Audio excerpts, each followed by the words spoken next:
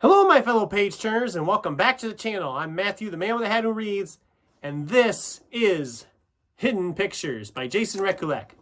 Now, I've talked about this book a few times on the channel already, so we're going to just kind of dive in here a little bit and just a little background if you haven't watched any of their videos. I originally read his novel Impossible Fortress, which is more of a coming-of-age novel, and I really enjoyed it. And when I seen he was coming out with another novel, I quickly added it to my Goodreads to read list. They did a giveaway. I entered the giveaway and I won the giveaway. So I got this advanced reading copy and was able to read it before it comes out. It doesn't come out until May 10th, or at least that's the date I've been seeing everywhere. So if you're watching this the day I published it, you get a day advance on this before it comes out. And I again have to thank Flatiron Books for kindly giving me this book and as a giveaway and letting me talk about it here for you. So I'm not going to read through the synopsis again. I'll just kind of paraphrase it here. So Mallory takes a job essentially as a live-in babysitter, nanny type deal for this couple with their 5-year-old son, Teddy. She gets her own like little almost like a tiny home type deal out in the backyard so she can kind of have privacy. She's right there if they need her. And she really loves the job. She's really enjoying the job. Teddy's such a sweet child. He's shy, but he also likes to draw. And then one day he draws a man dragging a woman through the forest, a dead woman through the forest. And it's in stick figure form. So it's like, it's kind of creepy if I can find it here. Where is it? Give you that nice, give you that nice creepy image to haunt your dreams. And the pictures then proceed to get more and more detailed, more and more complex, that there's no way a 5-year-old boy is drawing them. And she's pretty sure,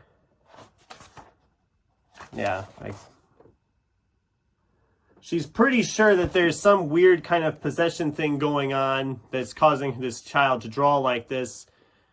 And then I'm not going to go any farther because then it gets into spoiler territory. But I liked this quite a bit. I did have some issues with it, which I'll cover too. So first, some pros. One of the first things that Jason does with the character is that she is clearly been abusing drugs for quite a while. She's just kind of gotten out of rehab. There's a whole sequence in like the first chapter where then they explain that these drugs can make you remember things that might not have happened or see things that aren't really there. So immediately we are not sure if we can trust what our main protagonist is seeing or experiencing, which really helps with this book. It really makes you question whether what she is seeing is real, what you're seeing is real, and all that. And I really kind of liked that they did that. It kind of makes it more psychological. It makes you question what's really going on. The mystery itself is really well done. It's very dark. It does go into some kind of creepy territory. It's not really a horror novel. It is more of a thriller, but it does have little bits of like horror elements kind of thrown in there. The illustrations are amazing. I mean, yeah, some of them are like the childish stuff, but there are some really detailed illustrations later on in here. I mean, there's a couple more here for you. I mean, so some of them are just really beautiful illustrations and they really tie into the story. You can kind of get a little bit of Miss Peregrine's Home for Peculiar Children vibe from this, that they use the pictures to kind of help forward the story. And it's well written. It moves right along at a pretty decent pace. There's not much for pacing issues. It's not terribly long. It moves along really well. And there are some negatives I have to go into also.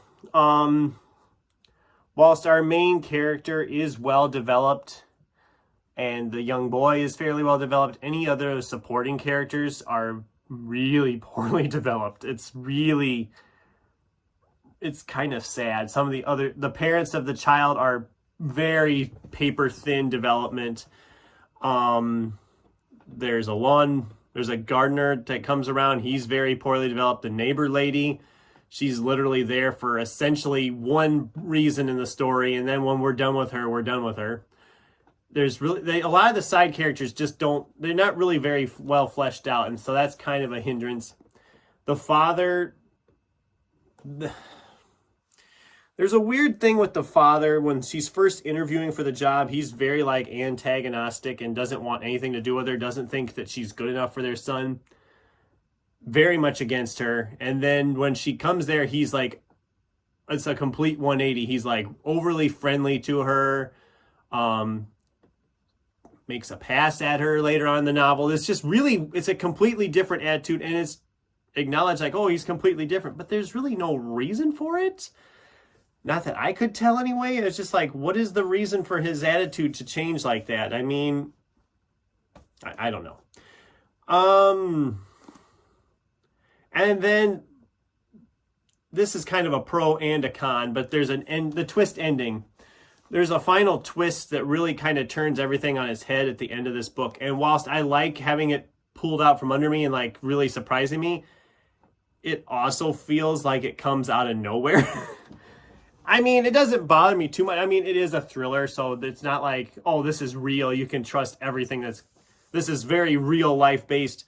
It's a thriller. It's going to have some weird twist, but this twist almost feels soap opera worthy. It just feels, I don't know, it just feels like it comes out of nowhere. And I kind of liked it because it does make for a nice ending, but it felt kind of out of left field for me. I don't know. I enjoyed the book. I'm still giving it 4 stars. I still really enjoyed this, and I hope that people check this one out.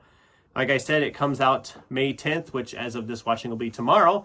So yeah, if you haven't already, go and see if your library's getting it. Go to your local bookstore and pick it up. Amazon, I'm sure, will have it.